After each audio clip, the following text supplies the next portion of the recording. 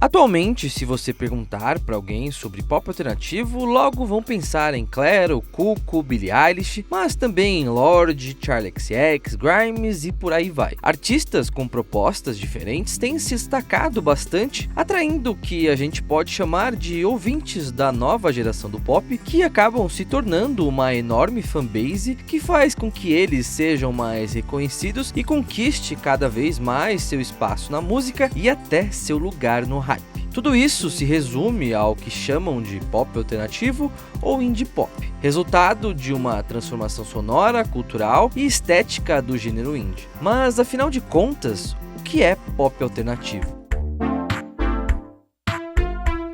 Apesar de estar nos holofotes agora, o pop alternativo surgiu ainda nos anos 80 e ganhou sua primeira grande leva de ouvintes nos anos 90, evoluindo ao longo do tempo e se reinventando a cada nova geração e contexto até chegar ao que hoje consideramos pop alternativo. Tudo começou junto com o próprio indie nos anos 80, quando o punk passou a fazer menos barulho e os caminhos do post-punk levaram a diversos novos gêneros e subgêneros que herdaram do punk uma característica primordial, a do faça você mesmo ou do it yourself, como ficou conhecida a nova forma de fazer música, sem grandes gravadoras, na própria garagem de sua casa, com os instrumentos disponíveis e mesmo sem muita habilidade para tocar ou cantar. Disso surgiram as primeiras bandas de indie rock e no início, indie e indie pop eram quase a mesma coisa. A lógica de produção e sonoridade tinham a mesma base, mas logo toda a cultura, estética e letras do novo som que viria a ser chamado de pop alternativo começou a surgir e traçar um novo caminho para esse subgênero. Se hoje Clairo, Cuco, Billie Eilish e muitos outros artistas começaram a fazer música sozinhos no seu próprio quarto e é visto como uma novidade, nos anos 80 era ainda mais surpreendente. Artistas como esses que a gente ouve atualmente também começaram a ter novas ideias sobre o indie em suas casas, com seus amigos e sem muita habilidade. O que mudou e deu um novo tom para o que era indie e o que era indie pop foram as novas letras mais sentimentais, vulneráveis e simples, acompanhadas de melodias mais calmas, que pouco a pouco se afastaram daquele velho indie denominado pelo som estrondoso de uma guitarra com letras mais sérias e sombrias.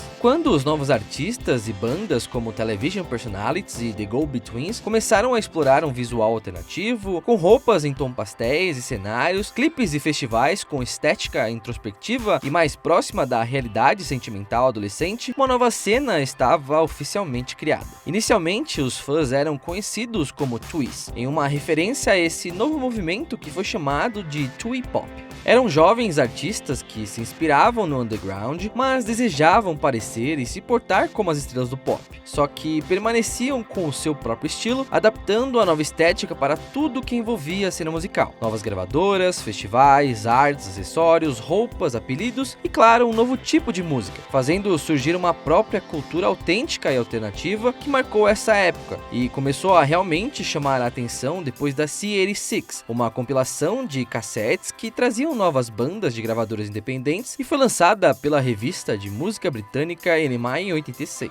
Alguns dos novos sons que passaram a ser conhecidos como indie pop chegaram aos ouvintes pela primeira vez pela C86. As pessoas ouviam as músicas e procuravam saber quem eram os artistas, e foi aí que começaram a seguir o trabalho das bandas presentes na compilação, como Primal Scream, Stump, The Pastels, The Wedding Present e vários outros grupos que tinham começado a trabalhar um pouco da nova sonoridade. Ao longo dos anos, bandas como Belly, Sebastian e The Field Mice consolidaram o pop alternativo no Reino Unido, e o seu primeiro grande holofote fora da Europa foi nos anos 90, com bandas como Beat Happening, The Magnetic Fields e Tiger Trap, que surgiram nos Estados Unidos e se tornaram as principais bandas de indie pop da época. Todas essas bandas também eram ligadas às gravadoras que marcavam a cultura do indie pop, como a Sarah Records no Reino Unido e a K Records nos Estados Unidos. Assim, o pop alternativo nasceu como um irmão gêmeo do indie, que logo cresceu e seguiu um novo caminho, mas estava sempre ligado a ele. Muitos aspectos dessa época são ignorados na música, até porque os anos 90 trouxeram uma infinidade de novidades e bandas que marcaram essa década, como Nirvana, Pearl Jam, Oasis e todos esses nomes que ficaram marcados para sempre no mainstream. Mas a verdade é que o pop alternativo não é produzido de forma muito diferente hoje em dia. Quem conhece só a nova geração pode achar tornar uma grande novidade. Mas esse caminho foi traçado há muito tempo e nós também fazemos como os ouvintes daquela época. Ouvimos uma música aparentemente desconhecida na internet, procuramos saber de quem é e logo nos vemos fãs de todos esses artistas que acabam ganhando mais destaque e também conquistam o hype. O que mudou é o resultado de um processo de evolução musical e cultural que tornou o indie pop ainda ligado às raízes do rock e post-punk, mais pop e melancólico, adaptado aos novos problemas do mundo atual e aos sentimentos da geração jovem que vive nele. Mas a base continua praticamente a mesma. Indie pop ou pop alternativo não é simplesmente um indie que é pop,